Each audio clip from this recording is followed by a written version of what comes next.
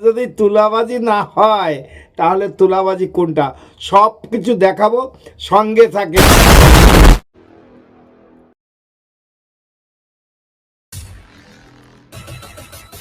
নমস্কার, আমি কৃষ্ণপদ অধিকারী। আমার ছোট্ট একটা ইউটিউব চ্যানেল আছে, চ্যানেলটা হলো don't care. Facebook page Krishna Krishna. আজকে যে বিষয় নিয়ে আপনাদের সামনে আলোচনা করতে এসেছি, আলোচনায় সব কিছু চোনা। কারণ কেন এই কথাটা বলছি, কেন আমার ভিডিও সম্পূর্ণ না দেখলে বুঝতে পারবেন না। কারণ শাসক আছে যেখানে, দুর্নীতি সেখানে। আমি বলছি না, কেস দেবে না প্লিজ, আমি বলছি না। চলেন দেখাবো আবার কোন দুর্নীতি, কোন তুলাবাজি, সেটাকে নিয়ে আপনাকে প্রশ্ন করে গেলাম। এটা যদি তুলাবাজি না হয় তাহলে তুলাবাজি কোনটা, সব কিছু দেখাবো, সঙ্গে থাকেন। কারণ নতুন ভিডিও, নতুন শব্দ নিয়ে আপনাদের সামনে এসেছি। চলেন দেখা যাক। শাসক আছে যেখানে, তুলাবাজি সেখানে। চলুন দেখতে থাকুন। তা হচ্ছে ঘুষ দাও, ফায়ার লাইসেন্সের রিনিউয়াল দাও। ঠিকই শুনছেন, ঘুষ দিলে তবেই মিলছে ফায়ার লাইসেন্সের রিনিউয়াল। কি ভয়ঙ্কর অভিযোগ ভাবতে পাচ্ছেন? রেট একেবারে বাঁধা ধরা, 40,000, 60,000 কিংবা 1 লক্ষ। সেই টাকা নাকি নিচ্ছেন দমকল কর্তারা খোদ। শিলিগুড়িতে দমকল মন্ত্রীর সভা শেষে বিস্ফোরক, এমনই অভিযোগ তুলছেন হোটেল মালিকরা।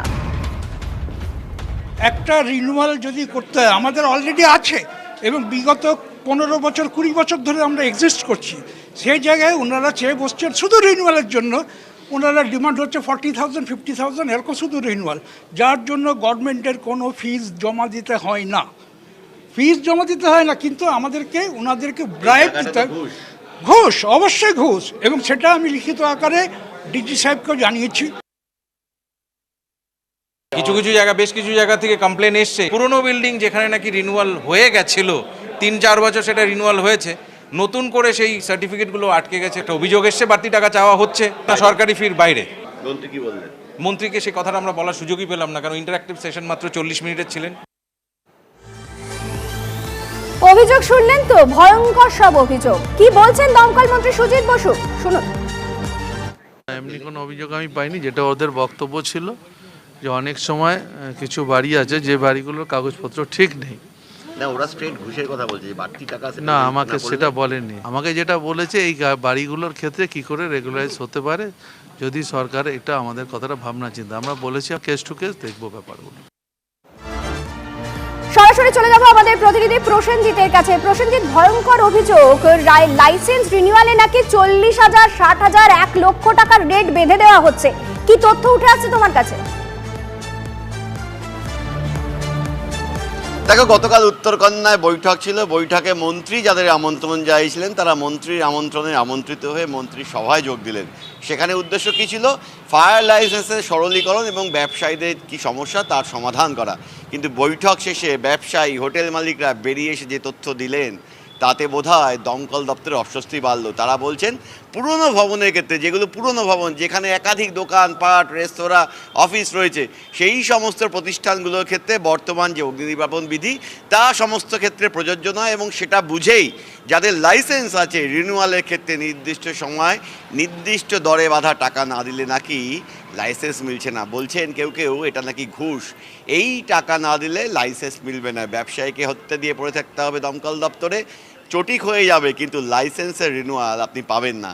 কিন্তু টাকা যদি দেওয়া হয় তাহলেই কিন্তু হাতে নাতে মিলে যাবে লাইসেন্সের রিনিউয়াল। সরাসরি প্রকাশ্য অভিযোগ করছেন উত্তরবঙ্গের মালদা, কুচবিহার, আলিপুরদুয়ার, শিলিগুড়ি হোটেল মালিকরা, হোটেল ব্যবসায়ীরা, অন্যান্য যে সমস্ত ব্যবসায়িক প্রতিষ্ঠান বা শিল্প প্রতিষ্ঠান সংগঠনগুলো এসেছিল, তারাও কিন্তু এই অভিযোগ তুলেছেন। যদিও মন্ত্রী বলছেন এমন কোনো অভিযোগ অন্তত তার জানা নেই। তবে এই পুরনো ভবনের ক্ষেত্রে লাইসেন্স খুব স্বাভাবিকভাবে প্রসঙ্গ এড়িয়ে গিয়েছেন সুজিত বসু। আপাতত তোমাকে ধন্যবাদ প্রসেনজিৎ। খালি আপনারা তো বুঝে নিলেন, এটা আমার কথা না। যদি ভুল হয়, এই কথাটা টিভি লাইন বাংলা যখন প্রচার করলো, মিথ্যাচ্ছিরি নিয়ে কেন প্রচার করলো জানি না।